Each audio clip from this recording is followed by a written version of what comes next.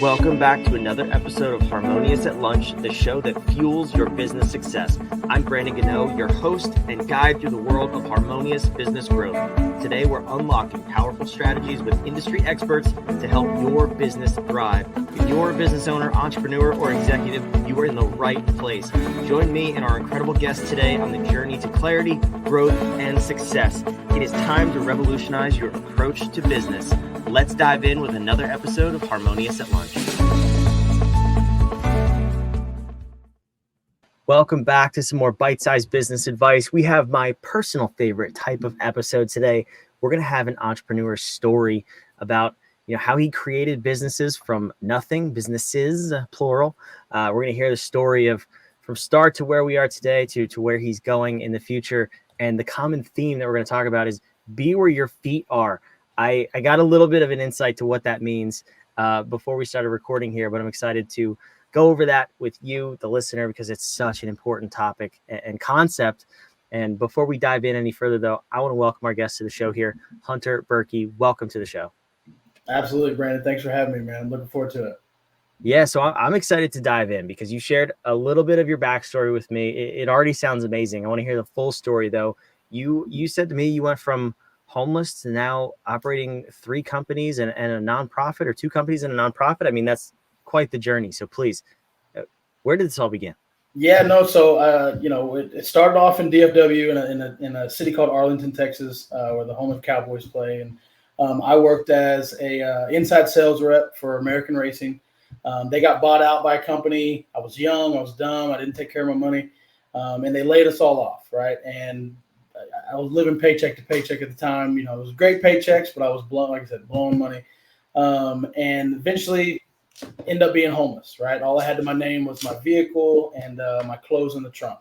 And what I would do is I would go and I would park at hotels that had free continental breakfast and stay the night in the hotel, or stay the night in the parking lot, and then get up in the morning and walk in the hotel like I was staying the night there, eat breakfast. I did have my laptop still with me, so I was trying to look for jobs and could never really find anything that stuck. I actually got hired on at Firestone for a little bit and got fired from there because I wouldn't lie to people. So that was that was a funny story. But I had a friend of mine who lived in Austin, and he was going to UT at the time. And he said, "Hey, man, why don't you come on down here, hang out with me for the weekend?" I think it was his birthday or something. Went down there, met his boss. He was working as a valet at a big restaurant in downtown Austin. And he was like, "Hey, man, I get you a job valeting. You can sleep on my couch. It's better than sleeping in your car that you've been doing for, the last however long." So I did that, took him up on the offer, got a job as a valet. A few years later, ended up becoming the lead valet of a restaurant in downtown Austin called Parkside Projects. And the owner of that business, him and I kind of hit it off.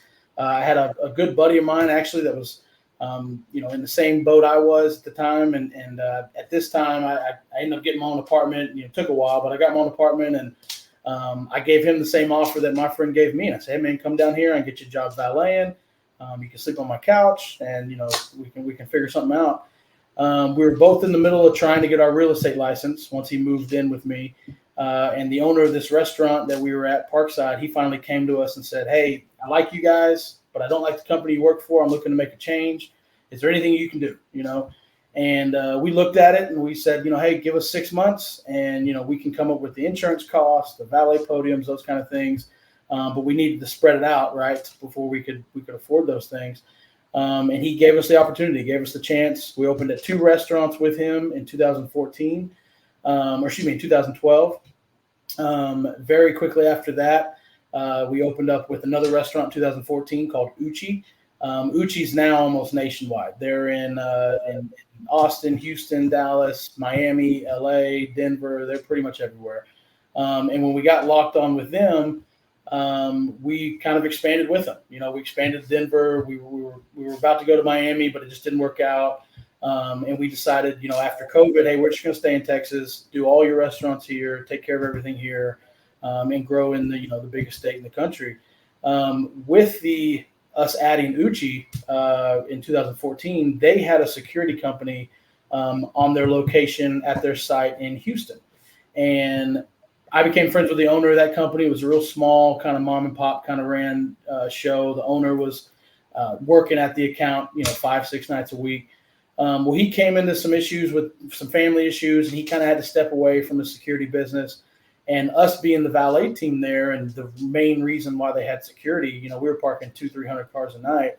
I knew what we needed from security at that location, right? So I helped run his business for about 2-3 months in regards to staffing, scheduling, making sure they were in the right spots, those kind of things. So after that 2-3 months, he kind of came back to me and said, "Hey man, I'm not coming back. I'm gonna have to walk away. I got to deal with this family issue, yada yada." So I had to go to our client and basically say, "Hey, you guys got two options. Either A, you hire a new security company right now because he's not coming back, or you give us the opportunity to get our licensing. We'll open up a whole new LLC. We'll be a security company out here, and I think it only makes sense to have the valet and the security kind of intertwined a little bit for what we're doing." And fortunately, the relationship we had with them at the time, they loved the business and loved what we were doing, and they gave us that shot. And they said, "Hey, yeah, easy decision. Do what you guys got to do. Let's get the security going." And up until COVID, security was really just a side project. It was really just business that was tagging along with the valet. So, like I said, I have a business partner. We opened up the valet together. And him and I both were 50-50 running the valet exactly how we wanted. And I oversaw the security. And the security was really only at that one location. And we'd piggyback on a few events here and there. And that was kind of part of the reason as well for me to say, "Hey, let's do the security thing," because at these events we're doing with valet, there's half the time there's security. Why not we take advantage of that, So up until COVID, like I said, security was kind of just a side project. And then when COVID hit, both businesses were shut down for 6 or 7 months. I mean, not a dime coming into either one of them. We were very fortunate. We got the PPP loans from both sides. The security got a very small amount, just enough for me to basically pay our bills and not get back to being homeless. Valet got a little bit more. They were a lot more established and a lot bigger of a brand. But we had nothing going on. And when that happened, we started looking at it and said, "Hey, what's something that's going on that we can benefit from either one of these businesses?" And it was construction site security. Construction was still going on in Texas. There was a need for it.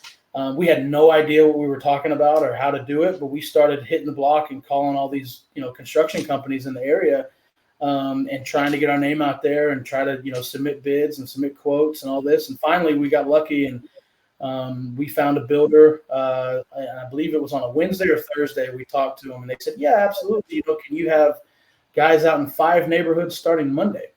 And, we kind of faked it till we made it and said, "Yeah, absolutely. We'll make it work," and sure enough, we were able to, it was a busy end of the week for getting all that ready and going. But we got it going, and those 5 neighborhoods slowly turned into 10, those 10 turned into 15. And that builder turned into multiple builders.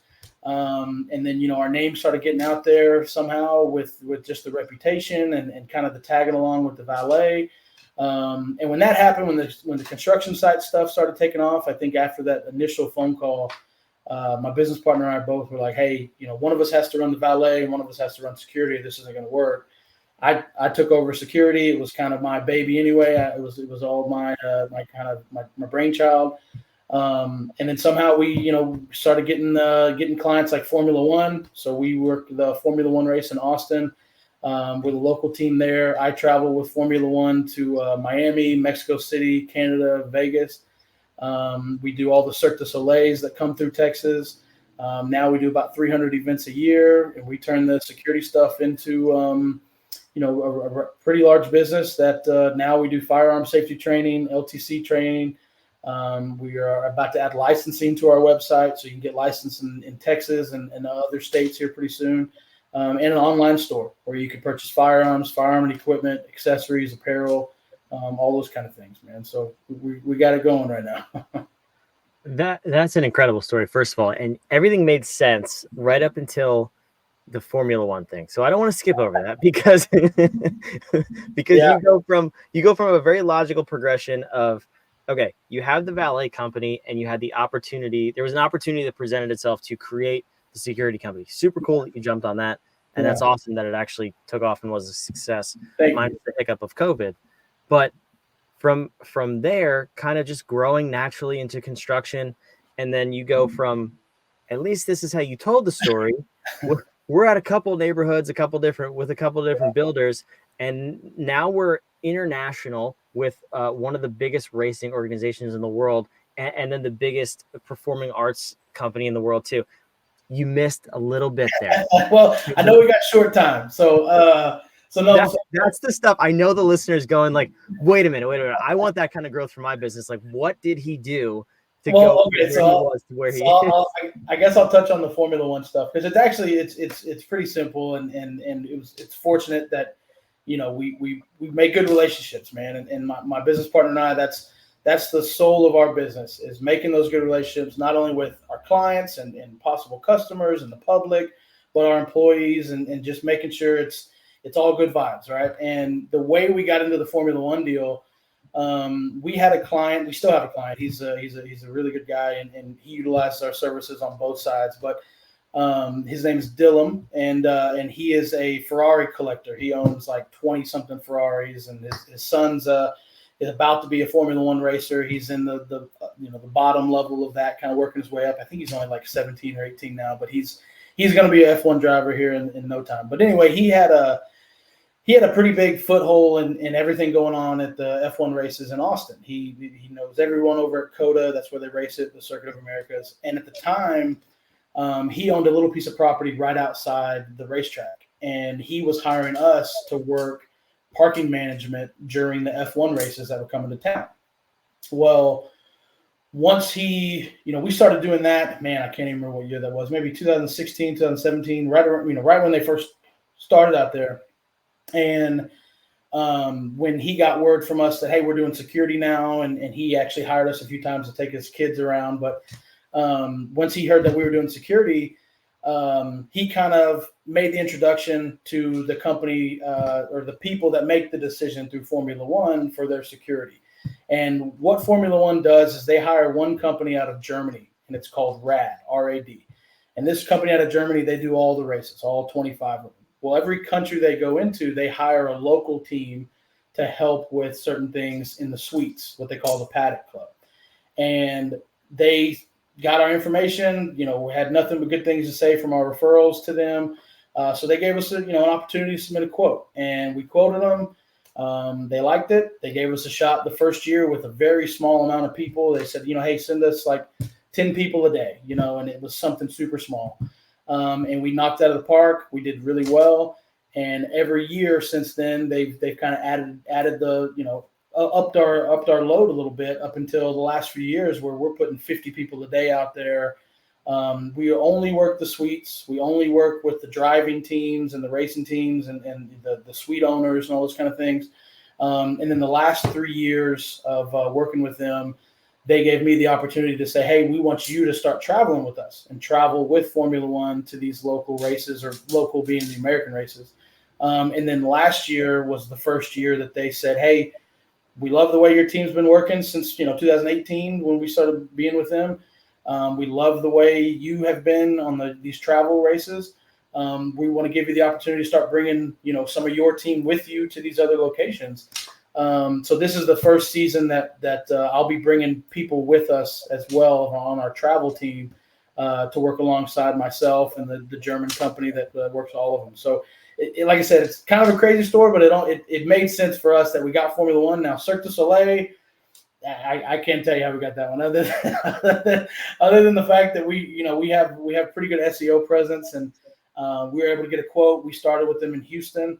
We were fortunate that we killed it and we knocked it out of the park, and they really liked what we did. And from there, we went with them to San Antonio. And then now next up, we're going to be doing the Austin and Dallas one. And they tried to get us to go to other states, just because of the way our team operates and everything. But, we said, hey, fortunately, we're only licensed in Texas right now. When and if that changes, we'll be more of assistance. But really, it's just, I guess I could say the best way that I could describe it in the short term of the growth is just relationship building, man. Just building those relationships and showing up and doing your job, It's so powerful too, because you never know, one guy who collects Ferraris, right? Yeah. You don't know who he's connected to or what that could lead to. And that's just, Exactly. It's unbelievable. You Always never know. We tell our staff all the time, you never know who you're dealing with, man. So treat everybody like, Treat everybody like you want to be treated. It's the old golden rule, right? But it's 100% true. You never know who you're talking with. You never know who you're dealing with. And, right now what's crazy and kind of not all over the place here, but the gentleman that gave us our start with the valet back in 2012, at the time he owned one restaurant, right? And he eventually expanded that into multiple restaurants. And now he's a part of essentially, better way to describe it is an HOA of downtown Austin. He's now the president of this HOA of downtown, and it's helping our security company expand. So that would have never happened if, we wouldn't be in the position we're in with the security if we would have never gotten that relationship with him, 12 years ago. So you never know who you're dealing with. You never know what can come from a relationship, and just always try to be the best person you can be to everybody, man. That's so crazy. Do you see why I love these episodes? This is fascinating to see how you've grown this business over the last 12, 13 years at this point. But that's so cool. I'd love to know. I put your website on the screen here if anyone wants to learn more. It's also down in the show notes down below. But I'd love to kind of hear what's next. What's the plan for continued growth? You already kind of hinted at it a little bit, but how are you, not so much what is the plan, but how are you approaching that? Because I think that's where you've obviously done it really well so far. And to continue doing it well, you must have a plan or a strategy. So help me understand that. Yeah, I mean, I guess the number one strategy for us, or for me personally, is to hire a great team and hire smart people. Take criticism, take people's opinions, value people's opinions and their feedback.